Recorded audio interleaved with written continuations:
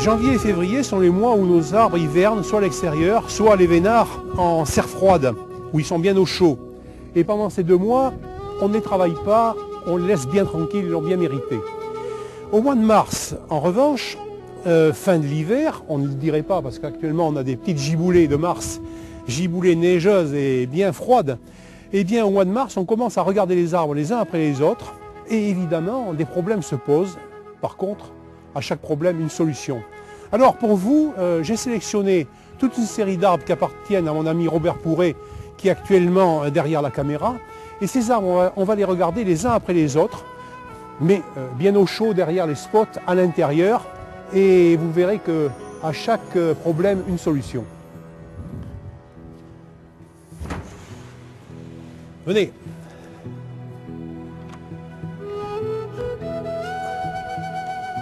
Alors, ce DVD va être un immense bric-à-brac de problèmes et j'espère de solutions qui permettront de faire avancer les amateurs qui butent sur des problèmes qui sont énormes pour eux et qu'on peut solutionner facilement.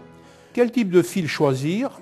Alors, je vais tout de suite vous montrer un petit truc qui, à ma connaissance, n'a jamais été trop montré. On passe au 2,5. Ah, ça commence un peu à bouger, mais il plie toujours. On est au 3 et là on arrive doucement à plier. A priori le fil sera bon pour cette branche. On pourrait monter à 3,5 à vrai dire. Alors voici comment on pose le fil.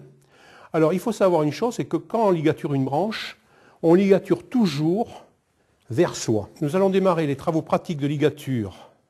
On va rentrer donc dans le vif du sujet de tous les embêtements qu'on peut avoir avec la ligature et tous les bonheurs qu'on peut avoir aussi avec eux, avec ce petit ficus. L'arbre a été donc défolié et vous comprenez pourquoi, on voit bien sa structure. Et évidemment, sur les ficus, comme pour beaucoup de feuillus, il est plus facile de travailler sur un arbre défolié qu'en pleine feuille. On voit où on va et on sait ce qu'on doit couper, ligaturer, etc. Alors il faut le tenir. Voilà. Il faut faire attention, on coupe que le fil et on ne va pas attaquer l'écorce. Et alors ensuite, comment faire pour faire descendre la branche? Eh bien, on va torsader ce double fil de cette façon. Nous allons maintenant aborder un immense bric-à-brac qui correspond un peu à nos bonsaïs chez nous, tous les problèmes qui peuvent se poser. Donc ce bric-à-brac, ça va être vraiment les problèmes et les solutions. Alors, il faut y aller sec. Il faut absolument que ces énormes protubérances soient bien aplanies. Un autre travail qu'il faut faire, c'est celui sur ce charri.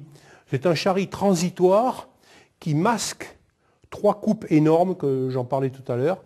On les pèle tout simplement vers l'intérieur de l'arbre, de façon à le stimuler. Eh bien voici, dans la série des problèmes et encore des problèmes et toujours des problèmes, un magnifique cèdre. Il est pas mal, hein, c'est imposant, il est vert, il est beau. Voyons un peu ce qui cloche. Vous allez tout de suite voir le système, comment il marche. Voilà, il faut reprendre toutes ces petites coupes une à une, de façon à arranger un peu l'aspect général de l'arbre.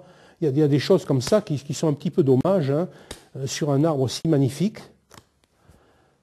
Et d'ailleurs, je suis content de conclure cette série des problèmes et solutions avec cet arbre-là, parce que au moins il y a des arbres qui sont moins problématiques que d'autres et qui sont un vrai plaisir des yeux. Donc j'aime beaucoup personnellement. C'est curieux, c'est un peu atypique, ça nous sort des sentiers battus. Regardez un peu ça. Voilà. Une petite aventure qui se termine avec cet arbre.